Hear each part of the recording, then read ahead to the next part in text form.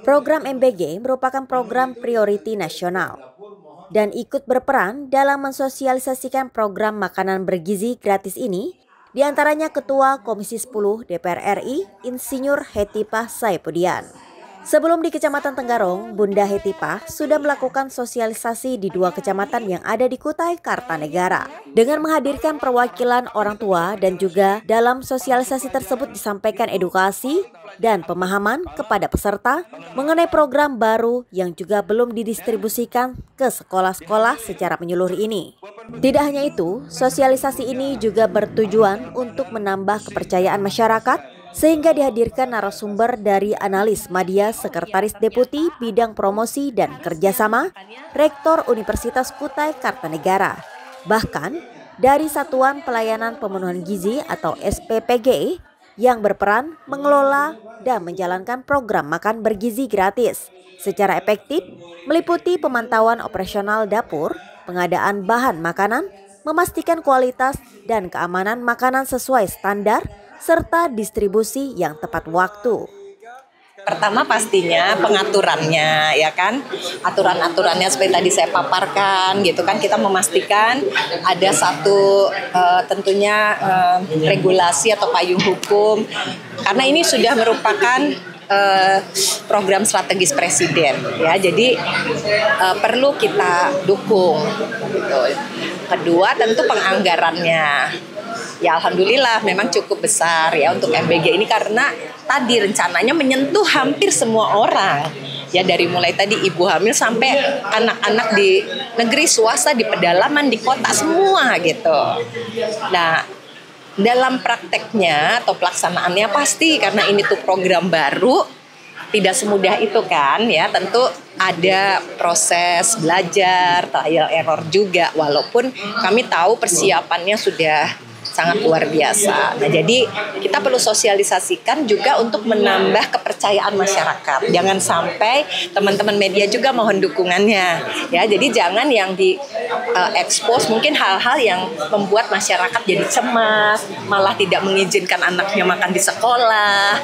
Padahal sebenarnya SPPG juga selalu memperhitungkan masukan. Bahkan dari anak kecil sekalipun request itu dipertimbangkan. Nah, kami punya tugas pengawasan.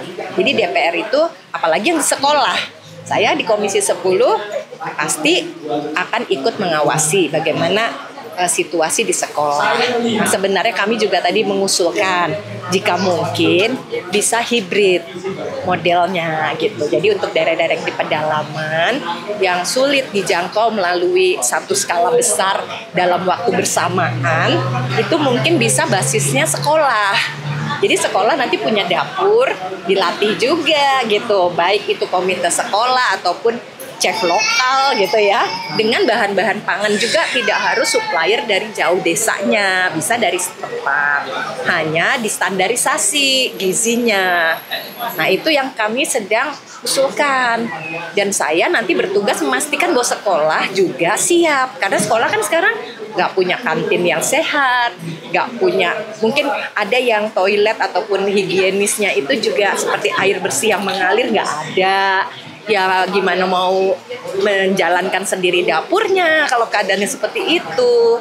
Nah, nanti kami ingin memastikan melalui program revitalisasi sekolah di sekolah-sekolah di pedalaman itu juga siap menjadi dapur atau membuat kantin yang nanti melayani. Tapi ini masih dalam proses negosiasi ataupun proses masukan kebijakan gitu supaya mempercepat kasus tadi di Kukar. Kenapa masih baru 10 dari 90? Mungkin salah satu hambatannya itu.